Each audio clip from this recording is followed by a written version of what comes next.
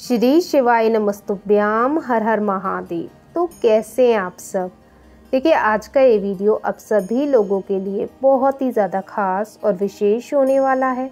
जैसा कि हम सभी जानते हैं कि अभी वैशाख मास का पवित्र महीना चल रहा है और आज 3 मई को शुक्रवार के दिन पड़ी है वैशाख मास की दशमी तिथि। अब देखिए, शुक्रवार की दशमी तिथि है, इसीलिए बहुत ही ज़्यादा खास है। और देखिए, हम सभी जानते हैं कि शुक्रवार का जो दिन होता है ये विशेष रूप से महालक्ष्मी जी को समर्पित होता है। इसीलिए हमें इस दिन महालक्ष्मी जी को प्रसन्न करने के लिए करना है बहुत ही सुंदर सा उपाय। देखिए, ये उपाय किन लोगों को करना है? ये उपाय उन लोगों को करना है जिनके जीवन में धन से जुड़ी हुई बहुत अधिक परेशानी, यानी उनके घर में स्थायी लक्ष्मी का वास नहीं है, बार बार उन्हें कर्ज जैसी समस्याओं का सामना करना पड़ता है, बार बार उन्हें कर्ज लेना पड़ता है, व्यापार सही नहीं चल रहा, नौकरी संबंधित बहुत अधिक परेशानियां हैं, घर में सुख समृद्धि नहीं है बिल्कुल भी, और घर में ग्रह कलेश लगा रहता है। तो उन लोगों को विशेष रूप से इस उपाय को करना चाहिए जिनके जीवन में धन का आगमन नहीं है, क्योंकि माता लक्ष्मी जी की कृपा यदि आपके जीवन में होगी तो आपकी धन से जुड़ी हुई जो भी परेशानियां हैं ना, वो निश्चित रूप से दूर हो जाएंगी। तो इसीलिए आज का ये वीडियो बहुत ही ज़्यादा खास है और आज जो इस वीडियो में हम आपको उपाय बताएंगे, इसे आपको बहुत ही ध्यान से समझना है। ये उपाय हमने पूज्य गुरुदेव की ही कथाओं को सुन करके समझ करके आप सभी को समझाने का मैं पूरा प्रयास करूंगी। लेकिन उससे पहले इस वीडियो को ज़रूर लाइक करें, और यदि आप भगवान शिव के सच्चे भक्त हैं, माता महालक्ष्मी जी के सच्चे भक्त हैं, तो चैनल को ज़रूर सब्सक्राइब करें। तो देखिए, अब हम जान लेते हैं कि इस दिन हमें उपाय किस प्रकार से करना है और क्या क्या सामग्री का हमें प्रयोग करना है। तो देखिए, इस उपाय के लिए सबसे पहले आपको क्या लेना है? इस उपाय के लिए आपको सबसे पहले लेना है मात्र 11 चावल के दाने, अक्षत लेने हैं। और जब आप चावल के दाने लेना, तब आपको इस बात का विशेष रूप से ध्यान रखना है कि एक भी चावल का दाना जो है ना, वो खंडित ना हो। यानी आपको जो साबुत चावल होते हैं ना, एकदम सही चावल लेने हैं आपको 11, ठीक है ना। एक भी चावल खंडित नहीं होना चाहिए, इस बात का आपको विशेष रूप से ध्यान रखना है। तो 11 चावल के दाने ले लेने हैं। इसी के साथ आपको लेना है एक सुंदर सी बेलपत्र लेनी है, जिसके तीनों पत्ते जो है ना सही होने चाहिए, कहीं से भी कटे फटे खंडित ना हो, इस बात का भी आपको विशेष रूप से ध्यान रखना है। तो आपको एक सुंदर सी बेलपत्र ले लेनी है, ठीक है ना। और यदि आपको बेलपत्र नहीं मिल पाती है ना, तो पूज्य गुरुदेव ने अपनी प्रत्येक कथा में स्पष्ट रूप से बताया हुआ है कि आप जब आपको बेलपत्र नहीं मिलती है तो आप भगवान शिव के शिवलिंग पे जो बेलपत्र पहले से अर्पित होती है ना, आप उसका भी प्रयोग कर सकते हैं। बस आपको पहले क्या करना है, उस बेलपत्र को शुद्ध जल से साफ करके फिर उसका आपको प्रयोग करना है, ठीक है ना। तो एक बेलपत्र ले लेनी है। इसी के साथ आपको एक तांबे के पात्र के अंदर शुद्ध जल भर लेना है, और ये तीनों सामग्री को लेकर के आपको आज के दिन चले जाना है भगवान शिव के मंदिर। अब देखिए, इस उपाय को आप सुबह से लेकर रात्रि तक कर सकते हैं, यानी प्रदोष काल के समय तक आप इस उपाय को कर सकते हैं।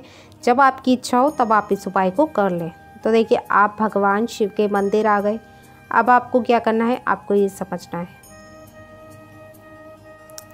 तो देखिए, सबसे पहले जो आप सामग्री लाए ना, उसमें जो आप चावल के दाने लेके आए ना, वो चावल के दाने आपको लेने हैं, और एक एक चावल का दाना आपको, यानी देखिए 11 जो चावल के दाने हैं ना, ये 11 के 11 चावल के दाने आपको जल के पात्र के अंदर डालने हैं।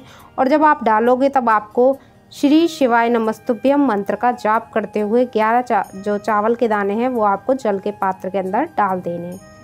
बस आपको इतना सा ये करना है, ठीक है ना। अब उसके पश्चात आपको क्या करना है, जो आप एक बेलपत्र लेके आए थे ना, अब उस बेलपत्र को आपको अपने हाथ पर रखनी है। रखनी किस प्रकार से है कि जो डंडी का हिस्सा है ना, वो आपकी हथेली की ओर होना चाहिए, ठीक है ना, यानी आपकी साइड होना चाहिए। और जो पत्ती का हिस्सा है वो आपकी उंगलियों की ओर होना चाहिए। चिकना वाला भाग जो है वो ऊपर होना चाहिए, और खुदरा वाला जो भाग है वो आपके हाथ में स्पर्श होना चाहिए। इस प्रकार से आपको पत्ते को अपने हाथ पर रखना है, ठीक है ना।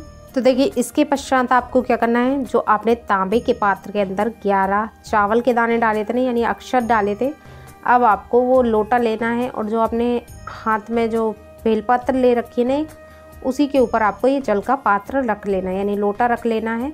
उसके पश्चात आपको 11 बार आपको ओम नमः शिवाय या श्री शिवाय नमस्तुभ्यम मंत्र का जाप करना है, ठीक है ना।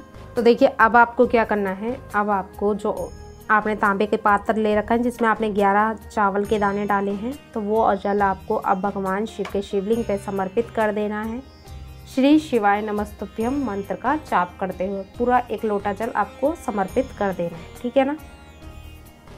अब उसके पश्चात आपको क्या करना है, जो बेलपत्र है ना, अब उस बेलपत्र को आपको माता अशोक सुंदरी वाले स्थान पर समर्पित कर देना है। किस प्रकार से करना है कि चिकना वाला जो भाग है वो माता अशोक सुंदरी को स्पर्श होना चाहिए, खुदरा वाला जो भाग है वो ऊपर की ओर रहना चाहिए।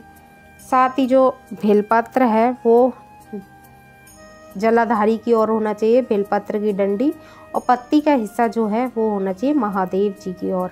तो जब आप माता अशोक सुंदरी वाले स्थान पर इस बेलपत्र को अर्पित करेंगे तो आपको जो भी आपकी कामना है उसका स्मरण करना है, चाहे वो आपकी नौकरी से संबंधित हो, आपके करियर से संबंधित हो, विवाह से संबंधित हो, घर में धन संबंधित परेशानियों से संबंधित हो, यानी किसी भी प्रकार की कोई भी समस्या है ना, तो आपको पहले उस अपनी इच्छा को, उस अपनी परेशानी को पहले आपको माता अशोक सुंदरी से और भगवान शिव से कहना है कि आपकी ये परेशानी है, आपके घर में ये परेशानियां उत्पन्न हो रही हैं तो ये दूर हो, और आपके जीवन पर माता महालक्ष्मी जी की कृपा हमेशा बनी रहे, भगवान विष्णु जी की कृपा बनी रहे, महादेव जी और माता पार्वती जी की विशेष रूप से कृपा हो, स्थायी लक्ष्मी का घर में वास हो।